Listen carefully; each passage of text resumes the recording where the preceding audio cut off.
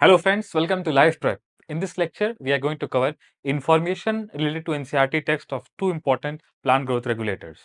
PGD में lecture number 7 में आज हम लोग दो इंपॉर्टेंट प्लांट हार्मोन्स के बारे में पढ़ने वाले हैं।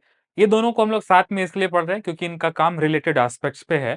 सो we will see today gibberellins and abscisic acid. ठीक है, अब इसके बारे में पहले मैं बेसिक बता देता हूँ कि इन दोनों को हम लोग साथ में क्यों पढ़ रहे हैं और फिर एक एक करके इनकी जो स्पेसिफिक डिटेल्स है उन पे आएंगे। ठीक है, चलो सबसे पहले गिबरेलिंस में नोटिस करो कि गिबरेलिंस ये जो वर्ड है इसमें एस है। अगर इसके लिए दूसरा वर्ड लिखना हो so I can write gibberellic acid. Gibberellic acids. हम लोग गिबरेलिंस को गिबरेलिक एसिड्स क्यों बोलते हैं? क्योंकि ये सारे के सारे इनमें कार्बोक्सिलेट ग्रुप होता है, all of them are acidic. ठीक है, और ये जो है ये बेसिकली टर्पिनॉइड होते हैं। क्या होते हैं? टर्पीन डेरिवेटिव होते हैं। टर्पीन डेरिवेटिव होते हैं। ठीक है, गिबरेलिंस का नाम गिबरेलिंस क्यों है? क्योंकि एक फंजाई था जिसका नाम था गिबरेला फ्यूजिकुराई। उससे ये पहली बार आइसोलेट किया गया था, इसलिए इनका नाम गिबरेलिंस है। सो इनका जो प्रॉपर नाम है is because of their origin which was Gibberella fujikuroi. I hope you remember, हम लोगों ने किया। साइंटिस्ट का नाम था ई कुरोसावा, डिजीज का नाम था बकाने डिजीज या फिर फुलिश सीडलिंग डिजीज, और उस डिजीज का जो कारण था वो ये हार्मोन था जो गिबरेला फ्यूजिकुराई फंगस बना रहा था। ठीक है, सो प्लांट का पहला वाला जो आज पढ़ेंगे, पहला वाला कौन सा है? गिबरेलिंस। नोटिस करो इसमें एस है, मतलब गिबरेलिंस या फिर गिबरेलिक एसिड्स ये क्लास ऑफ पीजीआरस है। क्या है? क्लास ऑफ पीजीआरस है, मतलब इसमें बहुत सारे पीजीआरस आते हैं।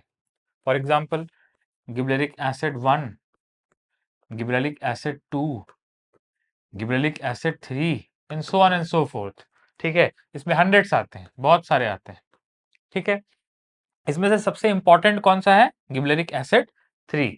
ठीक है, आप याद रखो ये मोस्ट इंपॉर्टेंट है। ठीक है, मोस्ट इंपॉर्टेंट है, ऐसे ही बोल सकते हो आप। मोस्ट स्टडीड है,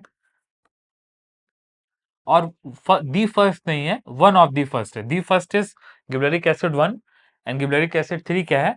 one of the first, one of the first gibberellins है,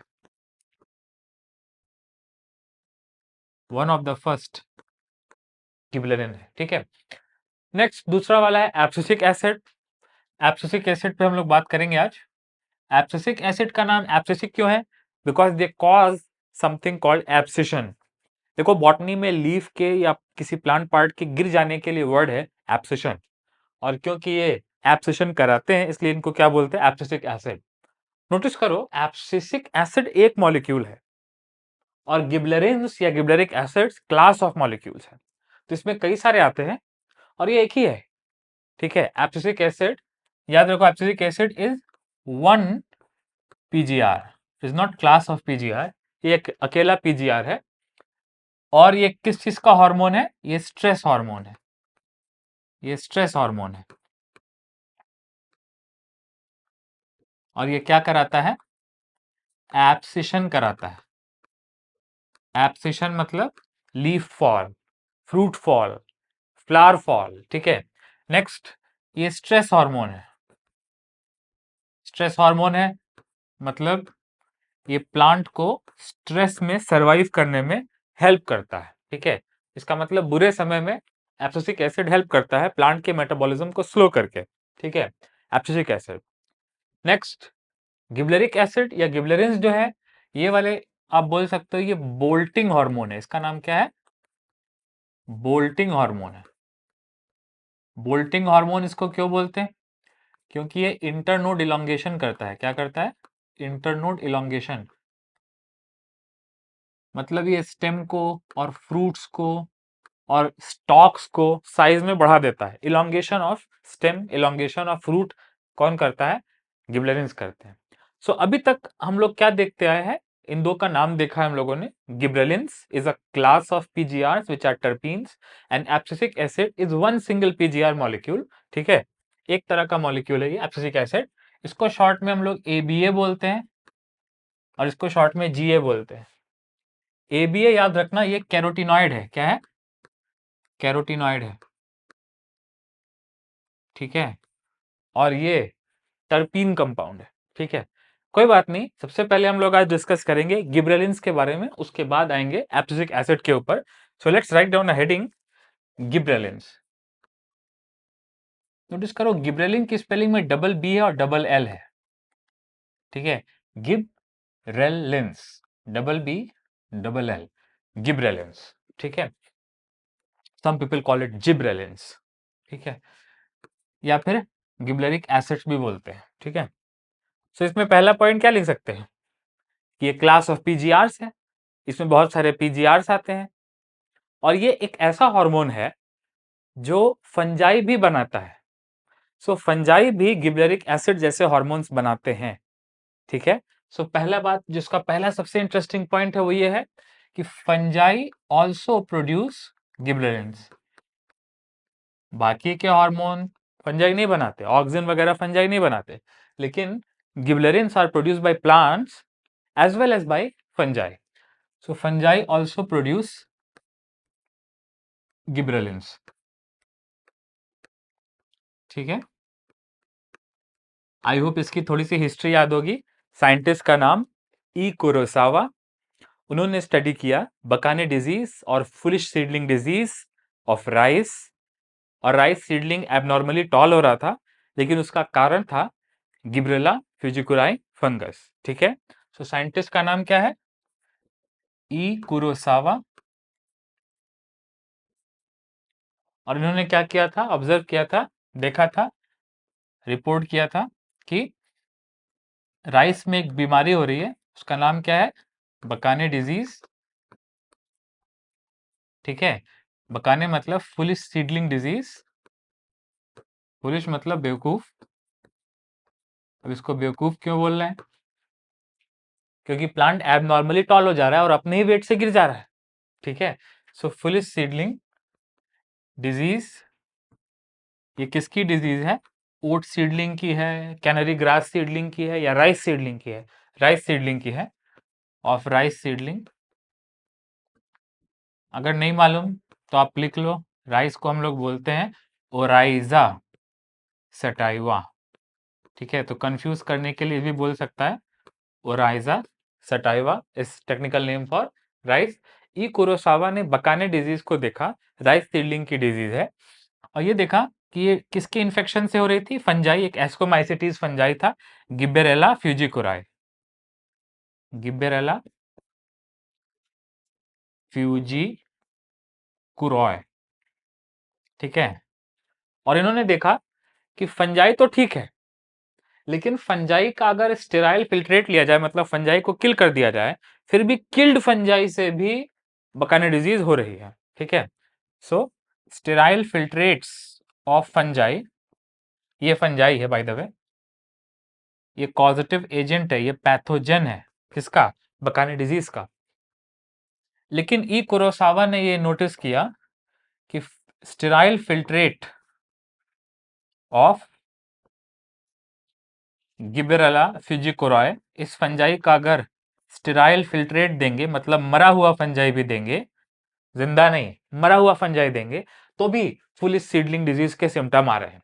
तो sterile filtrate of Gibberella fujikuroi also causes symptoms of Bakane disease, also causes symptoms of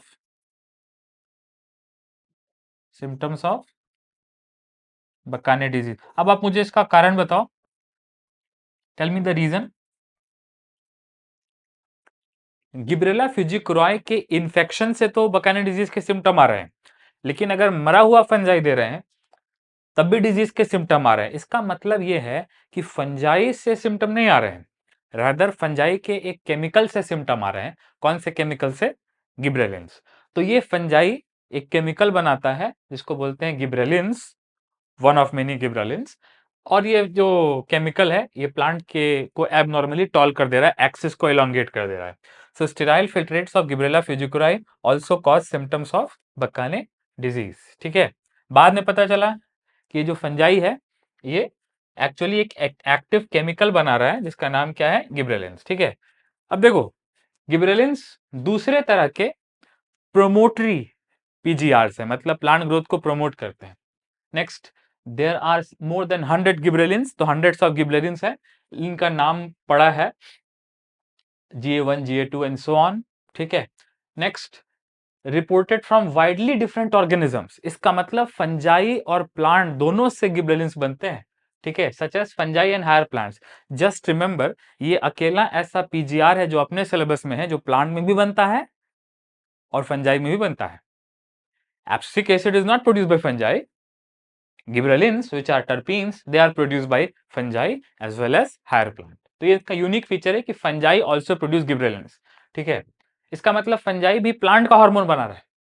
ठीक है, next, they are denoted as 1 2 3 4 and so on, लेकिन जो third वाला GA3 है, ये one of the first gibberellins to be discovered है and remains the most intensively studied.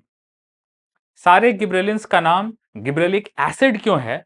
क्योंकि all of them are acidic, they all of them can deprotonate, they all of them are having carboxylate groups. ठीक है, next, they produce wide range of physiological responses, जैसे कि देखो auxin के बारे में तो नहीं लिखा वाइड रेंज, साइटोकाइनिन के बारे में तो नहीं लिखा वाइड रेंज, लेकिन गिबरेलिन्स के बारे में साफ साफ लिखा है कि वाइड रेंज, मतलब इनका स्पेसिफिक फंक्शन से ज्यादा इनका वाइड रेंज ऑफ सिम्टम्स या वाइड रेंज ऑफ रिस्पॉन्सेज हैं, फिजियोलॉजिकल इफेक्ट्स हैं। So which of the following PGRs have wide range of effects, physiological effects? उसमें से एक आंसर क्या हो जाएगा? Gibberellic acid. रूटिंग में स्पेशली कौन है? Auxin. Lateral growth adventitious shoot, उसमें कौन है? साइटोकाइनेसिस में कौन है? साइटोकाइनिन। एब्सिशन में, ग्रोथ को कम करने में, इन सब में कौन है? Abscisic acid. डोरमेंसी में कौन है? लेकिन जनरली बहुत सारी चीजों पे काम करने वाला कौन है? अगर ऐसे सवाल है तो वाइड वैरायटी ऑफ इफेक्ट्स कौन शो करता है? गिबरेलिंस। ठीक है, अब इसके कुछ इफेक्ट यहां डिस्कस हुए हैं। सबसे पहला जो इफेक्ट है वो क्या है? Increase in length of axis, मतलब जो प्लांट सिलेंडर है जैसे कि रूट एंड स्टेम, उसकी लेंथ को बढ़ाना, मतलब प्राइमरी ग्रोथ। ठीक है, और लेंथ ऑफ ग्रेप स्टॉक्स, ये मैं बताऊंगा। Gibberellins cause fruit like apple to elongate and improve its shape. They also delay senescence, thus increase the shelf life. Obviously, GA3 is used to speed up malting process in brewing industry. तो मैं क्या कर रहा हूं, मैं एक heading डाल रहा हूं, आप भी हेडिंग डालो, physiological effects and uses of gibberellins. ठीक है, physiological effects, physiological effects and uses, दोनों पढ़ेंगे। Physiological effects and uses of gibberellins. ठीक है, तो चलो, पहला फिजियोलॉजिकल इफेक्ट क्या है? Increase in length of axes, increase in length of axes, increase in length of axes. Axes का मतलब यहां है स्टेम एंड रूट या फिर प्लांट के सिलेंडर्स, इसको ऐसे ही बोल सकते हैं, increase in length of plant cylinders, increase in length of plant cylinders. Can you tell me why axes, why plant cylinders are called axes? क्योंकि उसी सिलेंडर के अबाउट ही तो बहुत सारे ऑर्गन्स निकलते हैं, जैसे कि चाहे ब्रांच हो या लीफ हो या फ्रूट हो या फ्लावर हो, वो एक एक्सिस के अबाउट ही तो निकलते हैं ना। जैसे ये स्टेम है, ये stem acts as an axis ना, उसके चारों तरफ सब कुछ निकलता है ना। सो स्टेम को, रूट को हम लोग क्या बोलते हैं? Axis, because about these cylinders other parts of the plant emerge. ठीक है, so increase in length of axis, ये एक इंपॉर्टेंट काम हो गया। ठीक है, दूसरा इंपॉर्टेंट काम क्या है? Increase in length of grape stocks, increase in length of grape stocks. Stocks आप समझ रहे हो?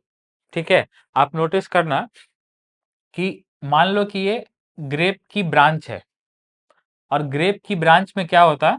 उस पर छोटी छोटी ब्रांचेस निकलती हैं। ठीक है, और आपने देखा होगा कि हर ब्रांच में स्टॉक होती है और उस स्टॉक पे ग्रेप फलता है। ठीक है, इसका मतलब अगर स्टॉक छोटी होगी तो ग्रेप्स भी छोटे छोटे होंगे, अगर स्टॉक छोटी होगी तो जगह नहीं होगी, इस वजह से ग्रेप भी छोटे छोटे होंगे। और अगर स्टॉक बड़ी होगी तो ग्रेप भी बड़े होंगे, क्योंकि ग्रेप को जगह मिलेगी ग्रो करने के लिए। ठीक है, सो बेसिकली जो जिस पार्ट को हम लोग स्टॉक बोलते हैं उसको मैं ब्लू से शो कर दे रहा हूं। ठीक है, so this part is what we call as stalk of grape. ठीक है, तो कैन यू सी ये लॉन्ग स्टॉक है। ठीक है, और ये कौन सी स्टॉक है? शॉर्ट स्टॉक है। और नोटिस करो कि स्टॉक जब बड़ी है तो ग्रेप भी बड़ा है, और स्टॉक जब छोटी है तो ग्रेप भी छोटा है। ये एक जनरल सा ट्रेंड है। तो ये जो पार्ट है इसको हम लोग क्या बोलते हैं? स्टॉक। क्या बोलते हैं? स्टॉक। ठीक है, shorter the stock, shorter the fruit, smaller the fruit, larger the stock, longer the fruit. Next, increase in length of grape stocks. I hope आपको समझ में आ रहा है। ये कब होता है? स्टॉक्स की लेंथ कब बढ़ती है? जब गिबरेलिंस मिल जाए। If grapes get good quantity of gibberellins, तो उस केस में स्टॉक की लेंथ बढ़ जाती है, और ये भी लेंथ ऑफ एक्सिस ही है ना, तो ये बेसिकली मतलब सेम हुआ। नेक्स्ट, तीसरा जो इनका फिजियोलॉजिकल फंक्शन है वो है फ्रूट इलोंगेशन। ठीक है, सो कुछ कुछ फ्रूट का ये इलोंगेशन करते हैं। स्टॉक का इलोंगेशन का एग्जांपल क्या है? ग्रेप। और फ्रूट का इलोंगेशन, फ्रूट का इलोंगेशन, ठीक है, इसका एग्जांपल क्या है? Example Apple. ठीक है, सो मैं यहाँ पे दो एप्पल बनाऊंगा, and let's see which one do you like. ठीक है, सो एक ऐसा एप्पल है। ठीक है, ठीक है, एक ऐसा एप्पल है जो थोड़ा राउंड है।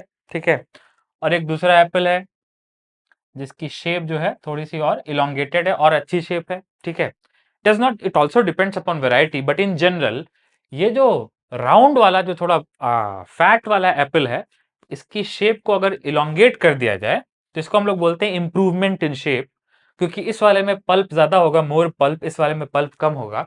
सो someone can say fruit elongation in some fruits like in apple and to some extent in papaya also. Apple और पपाया का इलोंगेशन बहुत कॉमन है। तो फ्रूट इलोंगेशन एग्जाम्पल एनसीईआरटी का एप्पल है। ठीक है, इसको हम लोग बोलते हैं इंप्रूवमेंट इन शेप। ठीक है, अब आप ही मुझे बताओ कि ये फ्रूट की शेप का इंप्रूवमेंट क्यों है? There is no problem, it is not about aesthetic, it is about quantity of pulp. इसमें पल्प कम होगा, इसमें पल्प ज्यादा होगा। This is apple with less elongation, this is apple with more elongation. ठीक है, तो फ्रूट इलोंगेशन के लिए, फ्रूट के पल्प को इंक्रीज करने के लिए कौन सा हार्मोन है अपने पास? गिबरेलिंस। ठीक है, नेक्स्ट इनका एक काम और है। Next, the next function is, fourth function is delay senescence. The delay senescence. I hope आपने पिछला लेक्चर भी देखा, उसमें हम लोगों ने पढ़ा कि auxins also delay senescence, cytokinins also delay senescence. Cytokinin जो है वो लीफ सेनेसेंस को स्पेसिफिकली डिले कर रहे थे, मतलब लीफ लंबे समय तक जवान रह रही थी। लेकिन यहां पे एनसीईआरटी ने गिबलरिक एसिड को, गिबरेलिंस को फ्रूट के रिस्पेक्ट में बोला है। ठीक है, सो क्या होता है कि सेनेसेंस ये डिले कर देते हैं, मतलब ageing, senescence basically means ageing, जिसकी वजह से therefore fruits can remain on tree for longer. Fruits can remain on tree for longer, लंबे समय तक फ्रूट्स जो है वो कहां रह सकते हैं? ट्री के ऊपर रह सकते हैं। अब ध्यान से सुनना मेरी इस बात को। होता क्या है कि कुछ ऐसे फ्रूट होते हैं जो आते के साथ मार्केट में ज्यादा क्वांटिटी में आते हैं, लेकिन उसके बाद उनको रिप्रोड्यूस करना उतना पॉसिबल नहीं होता। इसलिए हम लोग को क्या चाहिए? हम लोग को नहीं चाहिए कि मार्केट में एक समय पे ढेर सारे फ्रूट आ जाएं, जितनी डिमांड ना हो उससे भी ज्यादा आ जाए, और बाद में फिर फ्रूट ही ना हो। इसलिए क्या जरूरी है कि जो फ्रूट है वो मार्केट में स्लोली स्लोली आए। थोड़ा फ्रूट पेड़ के ऊपर रहे, फिर थोड़ा टूटे, फिर थोड़ा आए, मार्केट में वो कंज्यूम हो। तो इसलिए जरूरी है कि फ्रूट की या प्लांट पार्ट की एजिंग को डिले करना। सो प्लांट पार्ट की एजिंग, फ्रूट की एजिंग डिले होगी तो फ्रूट पेड़ के ऊपर लंबे समय तक टिकेगा, और बिकॉज फ्रूट पेड़ के ऊपर लंबे समय तक टिकेगा, इसलिए मार्केट पीरियड इंक्रीज हो जाएगा। क्या इंक्रीज हो जाएगा? मार्केट पीरियड इंक्रीज हो जाएगा। इंक्रीज इन मार्केट पीरियड, लंबे समय तक मार्केट में फ्रूट स्लोली आएगा, एक बार में ओवरवेलम करके मार्केट में नहीं आएगा, स्लोली स्लोली आएगा, ठीक है। जितनी डिमांड है वैसे वैसे धीरे धीरे आएगा। नेक्स्ट एक इंपॉर्टेंट स्टेप है, मैं लिख दे रहा हूं, ठीक है। Gibberellins they speed up malting process in brewing industry, malting process in brewing industry. अब ये देखो मुझे समझाना पड़ेगा क्योंकि ये थोड़ा सा टेक्निकल है, ठीक है, तो इसको मुझे समझाना पड़ेगा। तो पहले बात तो हम लोग वर्ड समझ लेते हैं कि किस चीज की बात हो रही है। देखो brewing industry actually means alcohol industry. कौन सी industry? Alcohol industry. Brewing actually comes from alcohol industry. Baking is different. Baking मतलब बेकरी, जिसमें डो का यूज होता है और उसमें basically brewing is different. Brewing में अल्कोहल का यूज होता है, ठीक है। So don't confuse baking with brewing, ठीक है। So brewing industry speed up, आप समझ रहे हो। माल्टिंग क्या होता है? माल्टिंग हम लोग बोलते हैं partial germination of cereal seeds. Partial germination of some seeds, कुछ सीड्स का, सीरियल सीड्स का, सीरियल समझ तो कुछ ग्रेन्स का, partial germination of cereal seeds. Obviously मैं इसको समझाने वाला हूं, ध्यान से देखो। होता क्या है कि अल्कोहल बनाने के लिए शुगर चाहिए। क्या चाहिए? शुगर। अल्कोहल बनाने के लिए क्या चाहिए? शुगर चाहिए। अब ये जो शुगर है it can be malt sugar. Malt sugar आप जब समझते हो, एग्जांपल माल्टोज, और it can be the common table sugar sucrose, और इट कैन बी ग्लूकोज, ठीक है। सो सिंपल सा फंडा याद रखो कि अल्कोहल बनाने के लिए क्या लगता है? शुगर लगती है एज रॉ मटेरियल, ठीक है। लेकिन लेकिन ध्यान से सुनना, ग्रेन क्रॉप जो है, ये जो सीरियल सीड्स हैं, जो ग्रेन है, मैं यहां लिख दे रहा हूं ग्रेन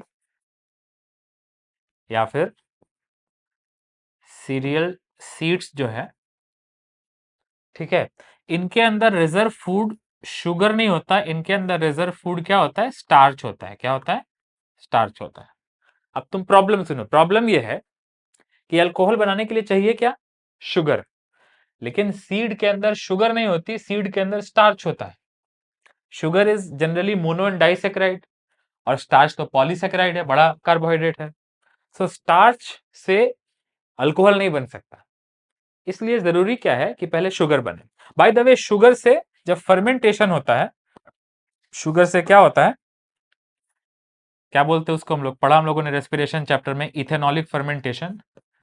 शुगर से जब इथेनॉलिक फर्मेंटेशन होता है, शुगर का जब इथेनॉलिक फर्मेंटेशन होता है, और इथेनॉलिक फर्मेंटेशन कौन करता है? ईस्ट करता है। जब शुगर का एथनॉलिक फर्मेंटेशन ईस्ट करता है तो उससे बनता है इथेनॉल, और CO2 भी बनता है, ठीक है, एथनॉल और CO2। इसी को हम लोग बोलते हैं ब्रीविंग इंडस्ट्री, कि आप ईस्ट को एनएरोबिक कंडीशन में ऑक्सीजन कम करके ईस्ट को शुगर दो तो ईस्ट क्या बनाता है? इथेनॉल। इसी को तो बोलते हैं अल्कोहलिक इंडस्ट्री। अल्कोहलिक इंडस्ट्री में ईस्ट को शुगर देते हैं और एनएरोबिक कंडीशन में देते हैं जहां ऑक्सीजन ना हो, तो उस केस में ईस्ट क्या बना देता है? शुगर से एथेनॉल, और फिर एथेनॉल को प्यूरिफाई करके अलग अलग बेवरेजेस बनती है। कुछ बेवरेजेस नेचुरली फर्मेंटेड होती है, कुछ बेवरेजेस में एथेनॉल प्यूरिफाइड होता है, ठीक है। सो ध्यान से सुनना, इसको मैं समझाऊंगा, इस लाइन को पहले आप समझो। ब्रीविंग इंडस्ट्री में शुगर चाहिए। अल्कोहल बनाने के लिए ईस्ट को क्या लगता है? शुगर। लेकिन अनाज के दाने में, सीड में, ग्रेन में, फॉर एग्जाम्पल व्हीट के ग्रेन में, बार्ले के ग्रेन में, राई के ग्रेन में शुगर नहीं है, स्टार्च है। लेकिन अगर इसके ऊपर गिबरेलिन दे दिया जाए, क्या दे दिया जाए? Gibberellins. If somehow we spray gibberellins on seed, तो सीड के अंदर गिबरेलिन जाने से एक एंजाइम बनता है अमाइलेज। अमाइलेज या ऐसा बोलो अल्फा अमाइलेज। ये जो एंजाइम है अमाइलेज, ये कब बनता है? जब गिबरेलिन जाता है सीड के अंदर, और ये अमाइलेज एंजाइम स्टार्च को तोड़ के क्या बना देता है? शुगर। इसका मतलब सीड के अंदर स्टार्च है उसको शुगर में कन्वर्ट करना, इसको हम लोग क्या बोल सकते हैं, माल्टिंग। क्या बोल सकते हैं, माल्टिंग, क्योंकि इस प्रोसेस में माल्ट शुगर बनती है, माल्टोस। अब देखो माल्टिंग में स्टार्च शुगर में कन्वर्ट हो रहा है, मतलब स्टार्च का हाइड्रोलिसिस हो रहा है। So malting is nothing but hydrolysis या फिर पार्शियल जर्मिनेशन ऑफ सीड। अब ये सीड के अंदर जब गिबरेलिक एसिड आएगा तो अमाइलेज बनेगा, ये एक तरह का जर्मिनेशन मैकेनिज्म है, मतलब सीड क्या करेगा, जर्मिनेट करेगा। तो एक तरह का जर्मिनेशन है सीड का, लेकिन कैसा जर्मिनेशन है, पार्शियल जर्मिनेशन है, उसको क्या बोलते हैं, माल्टिंग। तो एक बार आखिरी बार, गिबरेलिक एसिड जब सीड को दिया जाता है, सीरियल को, अनाज को, व्हीट, बार्ली, राई, इन सबको जब दिया जाता है तो वो गिबरेलिक एसिड जो है वो इसके अंदर एंजाइम बनवाता है, और वो एंजाइम स्टार्च को ब्रेक करके शुगर्स बना देता है। इसका मतलब अगर ईस्ट को डायरेक्टली सीड दिया जाए तो ईस्ट अल्कोहल नहीं बना पाएगा, लेकिन अगर गिबरेलिक एसिड स्प्रे कर दिया जाए ग्रेन के ऊपर, व्हीट के ऊपर, बार्ली के ऊपर, राई के ऊपर, स्प्रे विद गिबरेलिन्स, तो उस केस में उसका स्टार्च शुगर में टूट जाएगा।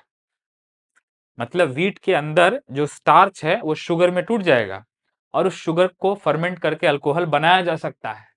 इसका मतलब अगर गिबरेलिन्स नहीं होता तो उस केस में माल्टिंग नहीं हो पाती, और माल्टिंग को स्पीड अप करने के लिए कौन सा हार्मोन चाहिए, गिबरेलिन्स। सो एनसीईआरटी की लाइन बहुत इंपॉर्टेंट है, gibberellins speed up malting process in brewing industry. Please open NCERT, अगर अभी तक नहीं देखा है ये लाइन तो ये लाइन आप जरूर से अंडरलाइन कर लो। Speed up malting process in brewing industry. Brewing industry means alcohol industry, इसमें स्पेशली किसका नाम है, GA3 का नाम है। ठीक है, नेक्स्ट, अब ध्यान से देखो, याद रखना GA3 के रिस्पेक्ट में, याद रखना है ये वाला GA3 के रिस्पेक्ट में। ठीक है, नेक्स्ट जो दूसरा इंपॉर्टेंट है, आई थिंक 5 हो गए, 6th वाला जो इफेक्ट है, दिस नेक्स्ट इफेक्ट, ठीक है, ये रिलेटेड है इंटरनोड इलोंगेशन से। और पहले हम लोग बात कर लेते हैं उसकी, शुगर केन की। So increases yield of sugar cane, increases yield of sugar cane.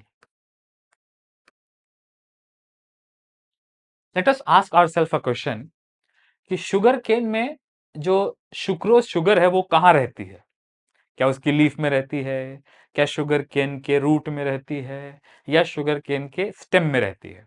So obviously sugar cane के स्टेम के अंदर सुक्रोज रहता है। अब स्टेम के अंदर सुक्रोज बढ़ाने का एक तरीका यह है कि स्टेम को ही बढ़ा दो। So basically increases the yield of sugar cane by by stem elongation, by stem elongation. ठीक है, अगर स्टेम की लेंथ बढ़ जाएगी तो शुगर केन में सुक्रोज का कंटेंट बढ़ जाएगा। ठीक है, कितना बढ़ जाएगा, up to 20 tons, up to 20 tons per acre of land. 1 एकड़ लैंड में विदाउट गिबरेलिन ट्रीटेड अगर एक्स अमाउंट ऑफ प्रोडक्शन है तो गिबरेलिन डालने के बाद शुगर केन का प्रोडक्शन X+20 टन्स हो जाएगा। इसका मतलब जितना भी प्रोडक्शन है उसमें 20 टन की इंक्रीज हो जाएगी अगर गिबरेलिक एसिड आप स्प्रे कर दो। एनसीईआरटी में इसको बड़े इंटरेस्टिंग फैक्ट में लिखा है कि शुगर केन अपना सुक्रोज कहां स्टोर करता है, स्टेम में। और अगर शुगर केन क्रॉप पे गिबरेलिन जो है वो स्प्रे कर दिया जाए सो उसकी लेंथ बढ़ जाती है स्टेम की, एज अ रिजल्ट यील्ड कितनी बढ़ जाती है, 20 टन्स पर एकड़। I hope all of you know कि एकड़ is unit of area of land और टन बेसिकली मींस 1000 किलोग्राम्स। तो इसको ऐसे बोल सकते हैं 20,000 किलोग्राम्स पर एकड़ ऑफ लैंड, 20,000 किलो पर एकड़ ऑफ लैंड। प्रोडक्टिविटी बढ़ जाती है किसकी, सुक्रोज की। Next, spraying young conifers with GA hastens maturity period. अगर कोनिफर प्लांट है, जैसे कि पाइनस प्लांट है, वो कोनिफर है, उसको अगर जब वो प्री रिप्रोडक्टिव स्टेज में है तो उसके ऊपर अगर GA जो है स्प्रेड कर दिया जाएगा तो उससे क्या बन जाएगा, मैच्योरिटी उसमें जल्दी आ जाएगी। हासन मतलब फासन। ठीक है, तो इसको भी मैं लिखवा दे रहा हूं। ठीक है, सो बहुत से कोनिफर्स होते हैं। Number 7, many conifers have edible seeds. बहुत से कोनिफर्स में एडिबल सीड्स होते हैं। जैसे कि एक कोनिफर होता है, इसका मैं एग्जांपल लिखवा दे रहा हूं, एनसीईआरटी में नहीं लेकिन नीट में आ चुका है। ठीक है, चिलगोजा। क्या? चिलगोजा। ठीक है, एक तरह की पाइनस की स्पीसीज होती है। ठीक है, पाइनस जानते हो, जिम्नोस्पर्म कोनिफर है ना वो। तो चिलगोजा एक ड्राई फ्रूट है, जैसे कि कैशू है, जैसे कि वॉलनट है, वैसे ही चिलगोजा एक ड्राई फ्रूट है। ये पाइनस गिरार्डिना, पाइनस की एक स्पीशीज से बनता है। तो बहुत से कोनिफर हैं जिसके अंदर एडिबल सीड्स होते हैं। वन गुड एग्जांपल इज चिलगोजा। अब इसकी इशू क्या है, इसके साथ इशू ये है कि कोनिफर का पेड़ जब छोटा रहेगा, जब जुवेनाइल कोनिफर रहेगा, जब जुवेनाइल कोनिफर रहेगा, तो इसके अंदर तो सीड नहीं होते हैं, नो सीड्स। नो सीड्स मतलब इसके अंदर तुम्हें कोई ड्राई फ्रूट नहीं मिलेगा। अगर प्री रिप्रोडक्टिव पाइनस प्लांट है तो उसके अंदर सीड नहीं होंगे, ऑब्वियस। छोटे से प्लांट में सीड थोड़ी होंगे। ठीक है, अभी वो रिप्रोडक्शन ही नहीं कर रहा है। नेक्स्ट, अगर इसको गिबलरिक एसिड दे दिया जाए, ठीक है, अगर इसको क्या दे दिया जाए, गिबलरिक एसिड इसके ऊपर अप्लाई कर दिया जाए, जीए एप्लीकेशन, मतलब गिबलरिक एसिड इसको दे दिया जाए, तो वो क्या करेगा, हैसेंस मैच्योरिटी, मतलब जल्दी ले आएगा मैच्योरिटी, हैसेंस मैच्योरिटी। ठीक है, तो उसकी वजह से जुवेनाइल कोनिफर जो है वो किसमें कन्वर्ट हो जाएगा, मैच्योर कोनिफर प्लांट में। किसमें? Mature. By mature we means reproductive. ठीक है, तो मैच्योर कोनिफर में ये कन्वर्ट हो जाएगा। और मैच्योर कोनिफर में कन्वर्ट होने पे इसके अंदर क्या होगा, सीड का प्रोडक्शन, जो कि अपने को चाहिए। पाइनस से ह्यूमंस को क्या चाहिए, पाइनस का seed. Why? Because it is edible. ठीक है, सो बहुत से कोनिफर में एडिबल सीड्स होते हैं। वन गुड एग्जांपल इज चिलगोजा विच is a Pinus species, it is a dry fruit. जब ये प्लांट, कोनिफर का प्लांट, जब जिम्नोस्पर्म का प्लांट जुवेनाइल यंग रहता है तो उसमें सीड नहीं है। तो सीड इसमें आ जाए, जल्दी जल्दी वो प्लांट प्रोडक्टिविटी करे, इसलिए उसमें क्या दिया जाता है, गिबरेलिक एसिड का एप्लीकेशन। इट इंक्रीजेस मैच्योरिटी, मतलब वो जल्दी मैच्योरिटी ले आता है। हैसेंस बेसिकली मींस फैसेंस मैच्योरिटी पीरियड। सो सेवेंथ क्या हो गया कि जुवेनाइल कोनिफर्स का early maturation and seed production in juvenile conifers. Young conifers में जल्दी सीड आए और यंग कोनिफर में जल्दी मैच्योरिटी आए, उसके लिए जीए का एप्लीकेशन होता है। ठीक है, नेक्स्ट एक और इंपॉर्टेंट है, I think the last one is bolting. क्या? बोल्टिंग, ये भी मुझे समझाना पड़ेगा। देखो, बहुत से प्लांट हैं जिनके अंदर एक हैबिट होती है जिसको बोलते हैं rosette habit. So first of all let me try to explain what is rosette habit. Rosette habit, rosette habit का मतलब होता है शॉर्ट इंटरनोड्स। क्या? Short internodes. तो बहुत से प्लांट होते हैं जिसमें आपने देखा होगा कि लीव्स जो होती है वो एक के ऊपर एक के ऊपर एक रहती है। One good example can B cabbage. अगर आप कैबेज को देखो तो कैबेज में, जैसे पत्ता गोभी जिसको बोलते हैं, उसके अंदर आपको देखने के लिए मिलेगा कि लीव्स एक के ऊपर एक एक बॉल के फॉर्म में रहती हैं in the cabbage. So cabbage में कौन सी हैबिट है, रोजेट हैबिट है। Not just cabbage, there are so many plants with rosette habit. अब उनकी प्रॉब्लम यह है कि रोजेट हैबिट में जो है वो लीव्स इतनी पास पास हैं कि लीव्स को स्पेस नहीं मिलता ग्रो करने के लिए। ठीक है, और बहुत सी लीव्स जो है वो व्हाइट रह जाती हैं। आप नोटिस करो कि कैबेज के अंदर की लीफ एट्यूलेटेड रहती है, मतलब व्हाइट रहती हैं, उनके अंदर क्लोरोफिल कंटेंट भी बहुत कम रहता है। सो अगर एक कैबेज है उसके अंदर का पार्ट व्हाइट रहता है, बाहर का पार्ट थोड़ा सा ग्रीनिश रहता है, बट स्टिल दैट कैबेज, उसके अंदर लाइट नहीं पहुंच पाती। इस हैबिट को कौन सी हैबिट बोलते हैं, रोजेट हैबिट। सो देखो एनसीईआरटी ने इसको कैसे डिस्क्राइब किया है, सेम लैंग्वेज में लिखेंगे हम लोग। Gibberellins also promote bolting internode elongation just prior to in beet, cabbage and many plants with rosette habit। तो rosette habit का मतलब है शॉर्ट इंटरनोड्स। शॉर्ट इंटरनोड्स वाले प्लांट का एग्जांपल कौन कौन दिया एनसीईआरटी ने? पहला एग्जांपल दिया बीट, दूसरा एग्जांपल दिया cabbage. There are so many plants with rosette habit, rosette habit basically means short internodes. अब ये शॉर्ट इंटरनोड्स रिप्रोडक्शन के टाइम पे प्रॉब्लम करती है, ग्रोथ के लिए प्रॉब्लम करती है। ये जो हैबिट है प्लांट्स के लिए जनरली मोर हार्मफुल इन रिप्रोडक्शन है। ठीक है, rosette habit in certain plants ये बहुत एडवांटेजियस नहीं है बहुत से प्लांट्स के लिए, मतलब it does more harm then it does good. इसलिए बोल्टिंग जरूरी है। ठीक है, सो बोल्टिंग हम लोग किसको बोलते हैं, ये जो शॉर्ट इंटरनोड है इसी का इलोंगेशन होगा। सो इंटरनोड इलोंगेशन, इंटरनोड इलोंगेशन लेकिन कब, फूल आने से जस्ट पहले, क्योंकि फूल आने के बाद फूल अंदर ही बंद हो जाए, इसलिए जरूरी क्या है कि जब फूल आए उस समय इंटरनोड बड़ी बड़ी हो, तभी तो फूल एक्सपोज होगा, और जब फूल एक्सपोज होगा तभी तो उसका पॉलिनेशन होगा। So basically internode elongation just prior to, मतलब जस्ट बिफोर फ्लावरिंग, फ्लावरिंग से पहले क्या हो जाए, बोल्टिंग, मतलब इंटरनोड का इलोंगेशन। ठीक है, अगर ऐसा होगा तो सक्सेसफुल पॉलिनेशन हो पाएगा।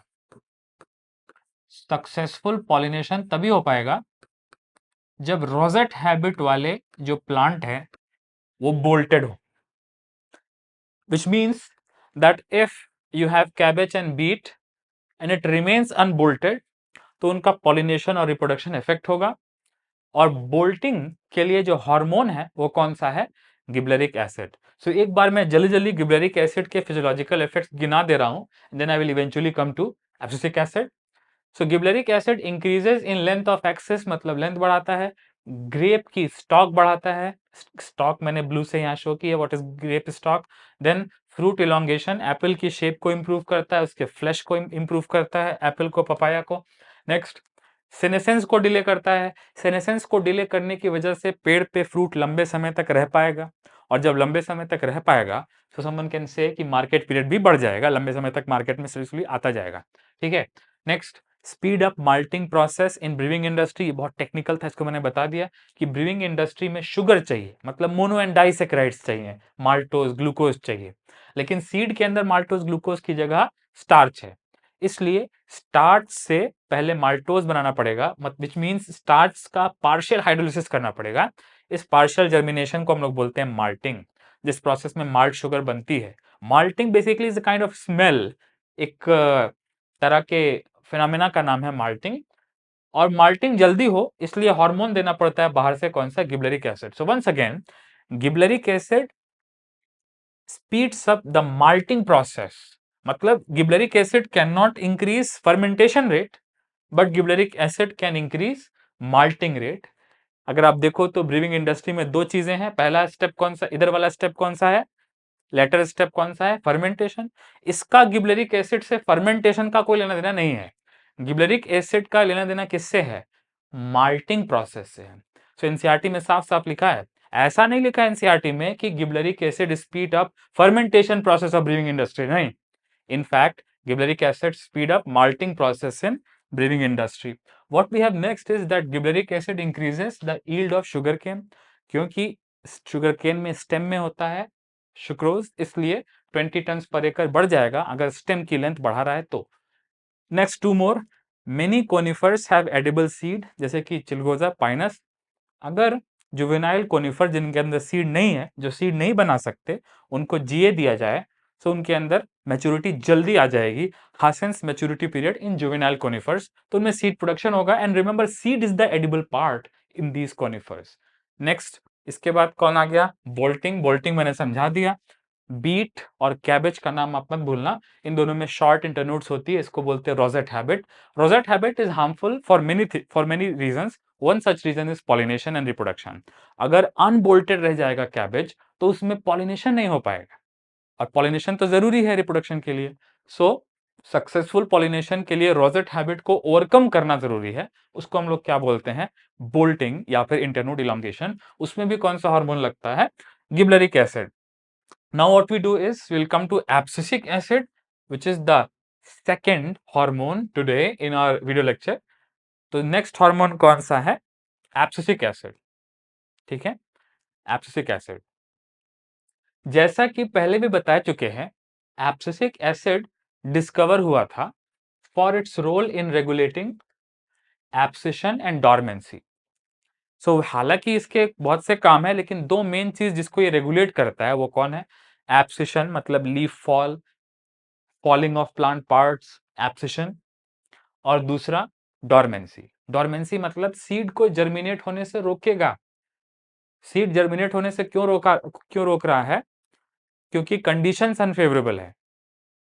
देखो, हर वक्त सीड जर्मिनेट होना is not a good thing. जब कंडीशन फेवरेबल है तब सीड जर्मिनेट होना चाहिए, और अगर ड्राई कंडीशन है तो सीड जर्मिनेट होकर भी प्लांट मर जाएगा ना। So seed germination should be checked and seed should only germinate if the conditions are favourable. लेकिन अगर कंडीशन अनफेवरेबल है तो उस केस में seed germination should not happen. उसको क्या बोलते हैं? डॉर्मेंसी। और उसका हार्मोन कौन है? Abscisic acid. ठीक है। सो दो मेन काम क्या है? एब्सिशन मतलब making the plant parts fall, और दूसरा क्या है? Dormancy, which means prevention of seed germination.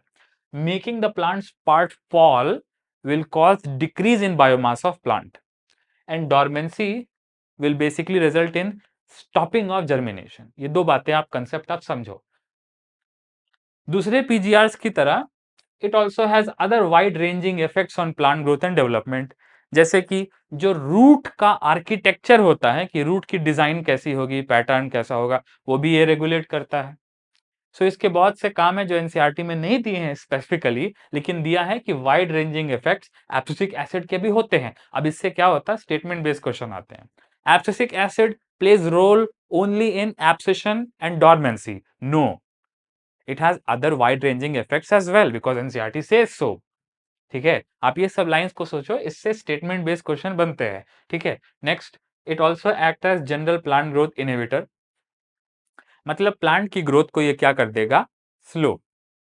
Plant तेजी से ग्रो करेगा या स्लोली ग्रो करेगा? स्लोली ग्रो करेगा। Next, inhibitor of plant metabolism, मतलब प्लांट का मेटाबॉलिज्म क्या हो जाएगा? स्लो। मेटाबॉलिक रेट क्या हो जाएगा? स्लो। प्लांट का रेस्पिरेशन क्या हो जाएगा? स्लो। प्लांट का फोटोसिंथेसिस क्या हो जाएगा? स्लो। सो क्या लिखा है? ABA slows plant metabolism. It means ABA slows glycolysis, ABA slows respiration, ABA slows Calvin cycle, ABA slows photosynthesis। तो प्लांट का जो भी मेटाबॉलिज्म है उसको ABA क्या कर देता है? Slow. It has a cessation effect on metabolism, it has a negative effect on metabolism. ठीक है। Next, ABA inhibit seed germination, ये इसका मेन काम है। ABA stimulates closure of stomata, ये भी इसका मेन काम है। And increases tolerance of plant to various kind of stresses, therefore it is also called stress hormone। तो यहां से हम लोग डिस्कशन शुरू करते हैं। ठीक है। Abscisic acid, abscisic, so it's actually abscisic, has a very interesting name, abscisic acid। ठीक है। इसको शॉर्ट में क्या बोलते हैं? ABA is a carotenoid, carotenoid derivative according to NCERT. ये एक तरह का कैरोटीनॉइड डेरिवेटिव है। ठीक है। और एबीए का काम क्या क्या है, डायरेक्ट उस पर एनसीईआरटी आ गया है। बाय द वे, याद है एबीए जब डिस्कवर हुआ था तो उसके मिड 1960s में 3 नाम निकल के आए थे। ठीक है। इनहिबिटर बी, डॉर्मिन और एब्सिशन 2। ये सब किसके दूसरे नाम है? एब्सिसिक एसिड के दूसरे नाम है। नेक्स्ट, एब्सिसिक एसिड और ABA is basically number 1 general plant growth inhibitor, general plant growth inhibitor. ठीक है। सो ये प्लांट को क्या कर देगा? ग्रोथ को क्या कर देगा? ये स्लो कर देगा। प्लांट ग्रोथ को बढ़ा देगा या स्लो कर देगा? स्लो कर देगा। नेक्स्ट, दूसरा काम क्या है? Inhibitor of plant metabolism, inhibitor of plant metabolism. ठीक है। इसका मतलब ये रेस्पिरेशन के रेट को क्या कर देगा? कम कर देगा। फोटोसिंथेटिक यील्ड को या ऐसे बोलो फोटोसिंथेसिस रेट को, फोटोसिंथेसिस रेट को कम कर देगा। ठीक है, तो ये एक इंट्रिंसिक फैक्टर है which regulates rate of respiration and rate of photosynthesis. ये एक प्लांट फैक्टर है। ठीक है, चलो ये हो गया। नेक्स्ट, उसके बाद ये क्या करेगा, उसके बाद इसका रोल है डॉर्मेंसी में। ठीक है ना, तो यहां पे मैं ऐसे लिख दे रहा हूं, increases resistance to, increases resistance to stress. ठीक है, therefore it is called stress hormone. ठीक है, देखो स्ट्रेस का अंग्रेजी में सिंपल सा मतलब होता है हार्डशिप, मतलब बुरा समय। ठीक है, तो प्लांट के लिए बुरा समय किसी भी फॉर्म में आ सकता है, हार्डशिप प्लांट के लिए किसी भी फॉर्म में आ सकती है। It can be in the form of water stress which is one of the most common stress. It can be in the form of infection, तो किसी इन्फेक्शन की वजह से इन्फेक्शन का स्ट्रेस हो सकता है। प्लांट को फंजाई ने बीमारी कॉज कर दिया, प्लांट को वायरस ने बीमारी कॉज कर दिया, प्लांट को बैक्टीरिया ने बीमारी कॉज कर दिया, so that can be infection stress और बायोटिक स्ट्रेस। ऐसा हो सकता है कि कोई हर्बीवोर आया, वो प्लांट को खा गया, तो भी वो एक तरह का बायोटिक स्ट्रेस है। Next, there can be abiotic stress like temperature stress, temperature में बहुत ज्यादा ठंडा है, बहुत ज्यादा गर्म है। There can be water stress which is another kind of abiotic stress. There can be mineral deficiency और मिनरल टॉक्सिसिटी, वो भी एक तरह का केमिकल एबायोटिक स्ट्रेस है। सो प्लांट को बहुत तरह के स्ट्रेस होते हैं, बायोटिक, एबायोटिक। एबायोटिक के अंदर further physical, chemical, there can be so many kinds of stress और हार्ड टाइम। प्लांट जो है कंडीशन से भाग नहीं सकता है, because plant does not have locomotion, तो प्लांट अपनी जगह पे ही रहेगा। तो उसको पानी की कमी है तो जाके कहीं पानी नहीं पिएगा, पानी की कमी है तो वो अपनी जगह पे ही रहेगा, it will remain in that water stress. So is just remember कि because plants can not locomote, therefore plants increase their resistance to stress. कैसे? One example can be how plant increases resistance to stress. One example can be, जब पानी कम होता है during water stress, जब पानी कम होता है, ठीक है, तो एबीए क्या कॉज करता है? Closure of stomata. ABA causes closure of stomata, और स्टोमेटा अगर बंद हो जाते हैं तो उसकी वजह से लॉस ऑफ वाटर कम हो जाता है। ऑब्वियसली पानी स्टोमेटा से सबसे ज्यादा लॉस होता है, प्लांट का सबसे ज्यादा वाटर कहां से लॉस होता है? स्टोमेटा से। ठीक है, सो लॉस ऑफ वाटर क्या हो जाता है? कम हो जाता है जब स्टोमेटा क्लोज हो जाते हैं। और स्टोमेटा को एबीए कब बंद कर रहा है? वाटर स्ट्रेस में। इसका मतलब अगर वाटर स्ट्रेस हो और एबीए अपना काम ना करे तो स्टोमेटा क्लोज नहीं होंगे, मतलब वाटर स्ट्रेस में और वाटर लॉस होगा। लेकिन वाटर लॉस में वाटर लॉस प्रिवेंट हो वाटर स्ट्रेस के समय, इसलिए एबीए क्या कर रहा है? स्टोमेटा को बंद कर दे रहा है। स्टोमेटा के बंद करने से रेस्पिरेशन इफेक्ट हो रहा है, वो अपनी जगह है, but ABA is causing closure of stomata to prevent the plant from desiccation. Desiccation मतलब ड्राइंग आउट, प्लांट पूरा ड्राई ना हो जाए। देखो पूरे तरह से एक्सट्रीमली प्लांट जब ड्राई हो जाएगा या कोई भी चीज ड्राई हो जाएगी, सूख जाएगी, तो उसको बोलते हैं डेसिकेशन। तो इस तरह से वाटर स्ट्रेस के समय पे स्टोमेटा बंद करके एबीए क्या करा रहा है? प्रिवेंट्स डेसिकेशन, पूरी तरह डिहाइड्रेट होने से बचा रहा है। Desiccation, desiccation means prevents drying, complete drying को क्या बोलते हैं? Desiccation. When the plant is very dry then it is called desiccated. Extremely dry condition को क्या बोलते हैं? डेसिकेशन। ठीक है, सो प्लांट को डिहाइड्रेशन से एबीए कैसे बचा रहा है? By causing closure of stomata. ठीक है, सो यहां पे एनसीईआरटी के कंटेक्स्ट पे वापस आते हैं थोड़ा। Look, ABA closure of stomata cause करता है, जिसकी वजह से बहुत से and increases the tolerance to various kind of stresses, मतलब वाटर स्ट्रेस की टॉलरेंस कैसे बढ़ाता है? By closure of stomata.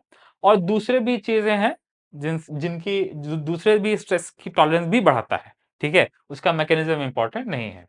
Next, ABA seed germination को इनहिबिट करता है। ठीक है, important role in seed development, maturation and dormancy. ठीक है, चलो ध्यान से देखो, सीट पे हम लोग आएंगे। ठीक है, सो एक पॉइंट ये है, आप इसको नोट के फॉर्म में लिख लो, नोट। ABA मतलब abscisic acid and gibberellic acid जो हम लोग आज पढ़ रहे हैं आर एंटागोनिस्टिक मतलब अपोजिट है, they are antagonistic with respect to seed germination. अब इसका मतलब यह है कि अगर बात सीड जर्मिनेशन की होगी कि सीड जर्मिनेट करेगा या डॉर्मेंट रह जाएगा, अगर बात सीड जर्मिनेशन की होगी तो एब्सिसिक एसिड सीड जर्मिनेशन को प्रिवेंट करता है, डॉर्मेंसी इंड्यूस करता है, और गिबरेलिक एसिड डॉर्मेंसी को प्रिवेंट करता है, जर्मिनेशन को इंड्यूस करता है। सो सीड जर्मिनेशन के रिस्पेक्ट में एब्सिसिक एसिड नेगेटिव है और गिबरेलिक एसिड पॉजिटिव है। ठीक है, as a matter of fact ये मान लो सीड है, ये क्या है, सीड है। ठीक है, और ये सीड का वही है, रिजर्व फूड है, मतलब लेट अस से ये स्टार्च है या एंडोस्पर्म है। ठीक है, ठीक है, और ये क्या है, मान लो ये जाइगोट है। ठीक है, सो आप याद रखना कि सबसे पहले सीड जर्मिनेशन में वाटर आता है। क्या आता है, वाटर। तो first step in seed germination is imbibition of water. जब तक सीड में पानी नहीं आएगा बाहर से, तब तक सीड जनरली जर्मिनेट नहीं करता। नेक्स्ट, सेकेंड स्टेप क्या होता है कि गिबरेलिक एसिड और एब्सिसिक एसिड का रेशियो बहुत जरूरी है। याद रखना, जब गिबरेलिक एसिड ज्यादा तो जर्मिनेशन होगा, और जब एब्सिसिक एसिड ज्यादा तो उस केस में डॉर्मेंसी होगी। मतलब अगर जीए रेशियो एबीए अगर ज्यादा है, जीए मतलब रेशियो ज्यादा है, तो उस केस में जर्मिनेशन होगा। ठीक है, सो सबसे पहले क्या होगा, पानी आएगा, उसके बाद गिबरेलिक एसिड का अमाउंट बढ़ेगा। गिबरेलिक एसिड का अमाउंट बढ़ने से एक जीन एक्सप्रेस होगा, उससे एक एंजाइम बनेगा अल्फा अमाइलेज। ठीक है, तो थर्ड क्या हो गया, alpha amylase. Alpha amylase enzyme क्या कराएगा, स्टार्च का हाइड्रोलिसिस, तो क्या बनेगी, शुगर। ठीक है, तो ये हो गया फोर्थ स्टेप, और शुगर को फीड करके जाइगोट क्या बनाएगा, एम्ब्रियो। ठीक है, ये कौन सा स्टेप हो गया, लेट अस से फिफ्थ स्टेप।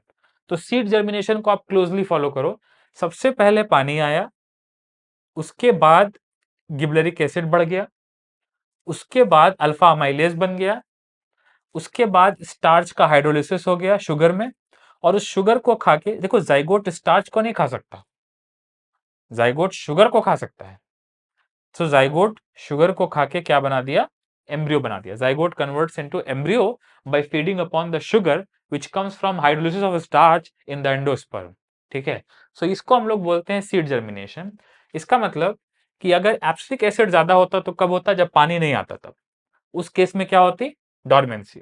ठीक है, सो while ABA favours dormancy, gibberellic acid favours seed germination. आप एनसीईआरटी के लाइन को अच्छे से फॉलो करो, और लाइन ये है कि ABA plays role in, ABA plays role in number 1 seed dormancy, मतलब prevention of seed germination. Number 2 seed के अंदर का जो स्ट्रक्चर है उसमें डेवलपमेंटल रोल भी है। So seed development, ABA plays a role also in seed development. ABA plays a role also in seed maturation. ठीक है, development and maturation can be use interchangeably, seed maturation. और याद रखना कि सीड को totally dry होने से बचाता है एबीए, मतलब जब तक पानी ना आए तब तक सीड जर्मिनेशन को रोकता है एबीए। तो आप ऐसे ही बोल सकते हो, प्रिवेंट्स डेसिकेशन, प्रिवेंट्स डेसिकेशन मतलब सूख जाने से बचाता है जाइगोट को, एम्ब्रियो को। तो मैं लिख दे रहा हूं, prevents desiccation of embryo of seed. Seed के अंदर जो एम्ब्रियो है वो अगर बिना पानी आए जर्मिनेट कर जाएगा तो एम्ब्रियो सूख जाएगा ना, इसलिए जब बाहर से पानी आ रहा है तभी जर्मिनेशन हो रहा है। इसका मतलब पानी आने तक रोक के कौन रखा है, एबीए, और पानी आने पे पॉजिटिव सिग्नल कौन दे रहा है, जीए। सो जस्ट लाइक जो जिब्लेरिक एसिड का फंक्शन है जर्मिनेशन, वो इंपॉर्टेंट है, उतना ही इंपॉर्टेंट है डॉर्मेंसी। जितना इंपॉर्टेंट है जर्मिनेशन करना सीड का, उतना ही इंपॉर्टेंट है जर्मिनेशन को रोकना। ठीक है, क्योंकि अगर जर्मिनेशन को रोकेगा नहीं तो अनफेवरेबल कंडीशन में जर्मिनेशन हो जाएगा। सो ये लाइन ये बनती है कि ABA prevent seed germination during unfavourable conditions. So ABA prevents, देखो सुन के ऐसा लगता है कि ABA is preventing seed germination which is a bad thing, लेकिन पूरा आप सुनो, ABA prevent seed germination during unfavourable condition, बुरे समय में सीड जर्मिनेशन रोक रहा है, which is a good thing ना। तो ये कहना गलत है कि ABA prevent seed germination without adding the context during unfavourable condition. बुरे समय में, ड्राई कंडीशन में, स्ट्रेसफुल कंडीशन में जर्मिनेशन को रोकता है, और फेवरेबल कंडीशन में तो उसका कोई काम ही नहीं है। सो फेवरेबल कंडीशन में गिबरेलिक एसिड का काम है, और अनफेवरेबल कंडीशन में एबीए का काम है। सो एबीए का काम क्या है? Prevention of germination, which is a good thing in case of unfavorable condition. So ABA prevents seed germination. ABA prevents seed germination, लेकिन कब? During unfavourable conditions, during unfavourable conditions, मतलब बुरे समय में सीड जर्मिनेशन ये रोकता है, as you can see that. ठीक है, सो वापस 2 मिनट के लिए एनसीईआरटी पे आते हैं, क्लोज करते हैं टॉपिक को। So as you can see, ABA help seed to withstand desiccation, मतलब पूरी तरह सूख जाने से एम्ब्रियो को बचाता है। Factors unfavourable for growth, in most situations ABA act as antagonist to gibberellic acid. जिस तरह से ऑक्सिन और साइटोकाइनिन में एंटागोनिज्म है एपिकल डोमिनेंस के रिस्पेक्ट में, auxin causes apical dominance, cytokinin overcomes apical dominance, वैसे ही सीड जर्मिनेशन के रिस्पेक्ट में गिबरेलिक एसिड और एब्सिसिक एसिड के बीच में क्या है? एक तरह का एंटागोनिज्म है। सो ये कुछ इफेक्ट्स है जो आज हम लोगों ने एब्सिसिक एसिड के देख लिए। Abscisic acid is seed dormancy and abscission hormone. देखो एब्सिशन पे एक लास्ट पॉइंट बता के इसको एंड करते हैं, एब्सिशन कैसे होता है। ठीक है, सो एब्सिशन, जब एब्सिशन लिखते हैं तो डबल एस लिखते हैं, तो एब्सिशन का मतलब होता है falling of plant parts, falling of plant parts. और जब प्लांट पार्ट्स फॉल होंगे तो obviously decrease in biomass, plant का वेट कम होगा, decrease in biomass. Interesting, plant का बायोमास क्या हो जाएगा? कम हो जाएगा, डिक्रीज इन बायोमास। ठीक है, एब्सिशन के बारे में बस एक दो डिटेल छोटी समझो आप। पहली डिटेल ये है कि जब एब्सिशन होता है तो कैसे होता है, मान लो ये लीफ है, ठीक है, और लीफ के बारे में आप सुने होंगे कि ये लीफ का क्या होता है बेटा? लेमिना। ये लीफ का क्या होता है? लेमिना। ये लीफ का क्या होता है? पेटियोल, जिसको मेसोपोडियम बोलते हैं। और ये लीफ का क्या होता है? लीफ का बेस होता है, क्या होता है? बेस, हाइपोपोडियम। एपिपोडियम, मेसोपोडियम, हाइपोपोडियम। ठीक है, सो ये जो लीफ का बेस है, इस लीफ के बेस के अंदर सेल्स सिमेट्रिकली बढ़ते हैं। अब ध्यान से सुनना, यहां लीफ के बेस में सेल्स सिमेट्रिकली डाई करते हैं। कभी आपने सोचा लीफ यहां से जनरली क्यों नहीं गिरती है? Why leaf falls only from base? तो होता यह है कि जब एब्सिसिक एसिड बढ़ता है क्वांटिटी में, जब इस एरिया में एब्सिसिक एसिड बढ़ता है, सो यहां पे एक रिंग के फॉर्म में, जस्ट लाइक अ रिंग, एक गोल रिंग के फॉर्म में सेल्स क्या करते हैं? डाई करते हैं। ठीक है, इसको हम लोग बोलते हैं एब्सिशन लेयर। क्या बोलते हैं? Abscission layer formation. Abscission layer formation. What is abscission layer formation? What do you mean by abscission layer formation? जब लीफ के बेस पे या फ्लावर के बेस पे या फ्रूट के बेस पे या प्लांट पार्ट के बेस पे, जब बेस पे एक रिंग के फॉर्म में सेल्स मरते हैं तो उसको बोलते हैं एब्सिशन लेयर फॉर्मेशन। और ये जब लेयर बन जाती है तो धीरे धीरे धीरे धीरे करके वो इनग्रेस होती है, मतलब एब्सिशन लेयर बड़ी होती जाती है। इवेंचुअली ये लीफ अपने ही वेट से क्या हो जाती है? गिर जाती है। It results into abscission. तो छोटा सा मैकेनिज्म है। मैकेनिज्म ये है कि एब्सिसिक एसिड लीफ के बेस पे ज्यादा पाया जाता है जब लीफ सेनेसेंट हो तब। जब ये लीफ क्या हो, सेनेसेंट हो, या फिर ऐसे बोलो जब ये लीफ बहुत ज्यादा ओल्ड हो, ठीक है ना, एजेड लीफ हो। तो सेनेसेंट लीफ के बेस पे abscisic acid causes formation of some structure called abscission layer, which results into weakening of leaf base, and the connection between this leaf and this leaf base and the stem basically weakens. तो ये week connection की वजह से फिर जब wind चलेगी, देखा होगा ना जब विंड चलती है तो अपने आप लीफ गिर जाती है, but notice once again I am telling you, जब लीफ गिरती है तो अपने पेटियोल के साथ गिरती है, क्योंकि एब्सिशन लेयर कहां बनती है, लीफ बेस पे। So during abscission of plant parts, especially leaf, abscisic acid concentration rises. This causes or induces formation of abscission layer by death of cells, and that results into abscission of plant parts due to its own weight under the influence of gravity. तो आज हम लोगों ने देख लिया gibberellic acid, उसका function, abscisic acid और उसका function.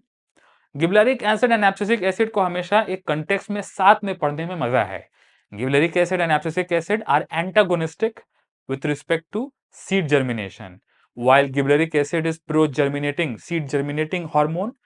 The abscisic acid is seed germination inhibition hormone, or you can call it seed dormancy promoting hormone.